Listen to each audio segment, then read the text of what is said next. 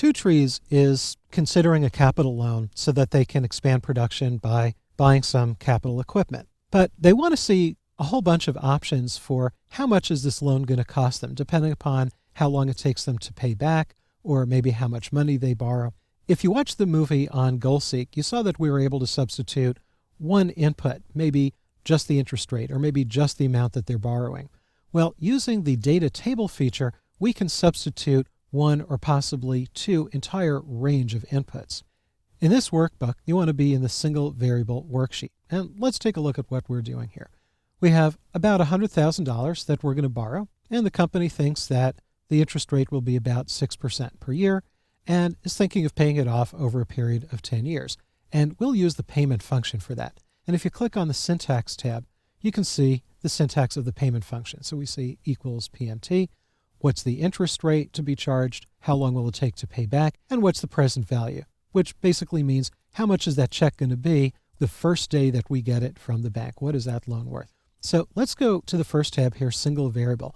And what we'll do is we'll substitute only how many years will it take to pay off. So click here in cell D11 and we'll use the payment function. So we'll say equals PMT, open up the parenthesis.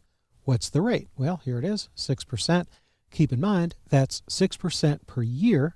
We're going to pay this loan back every month, so we have to take that 6% per year and divide it by 12 to get the monthly interest rate. So type a comma and we'll put in the next argument. The next argument is how many periods? Well, it's 10 years, not 10 periods. So click that 10 years and we need to multiply by 12. So 10 years, the number of periods will really be 120 months. Type a comma. What's the present value? Well, the day we get the check from the bank, the present value is the full $100,000. And press Control Enter, so we enter and stay on that cell. And we can see it's a negative number because it's a cash outflow. We can see that every month we will write a check of about $1,100 to the bank to pay this off. Well, maybe Two Trees can't afford all that, or maybe they're flush and they can afford to pay back some more. So here we can vary how many years it'll take to pay back, from paying it back over 1 year through paying it back over 30 years. So let's select all the cells inside this box. And keep in mind, when you do this, this is kind of specific. You have to put this function in this cell, and you have to put these numbers here kind of in that adjacent column. So now go up to the Data tab, click on What If Analysis, and choose Data Table. Now, this Data Table dialog box is not the most intuitive thing in the world. It's asking row input cell, column input cell. What is that? Well, there is no row input cell, so let's leave that for now. Click down here in column input cell. Well, what is the column? Well, down here in column C, these are the number of years that we're going to pay back. What is that substituting? Well, that's substituting for this number where our payment function is getting that figure. So click on that 10. So that cell D7 is what's going to be substituted for when we go down this column, and then our payments will appear in this blank column. So click OK, deselect, and now we could see that $100,000 at 6% interest, if we pay it back over 1 year, every month we'll write a check for about $8,600. $100,000, 6% interest rate. If it takes us 30 years, every month we'll write a check for about $600. And if you want this formatted really to look like dollars, we can just select those figures, go to the Home tab, and click this dollar, and now it looks like dollars. And negative, right, because the money is coming from their pocket and going out. Well, that's great, but what if we want to vary not just the number of years? Maybe we have another input we want to vary. So let's go here to the dual variable table.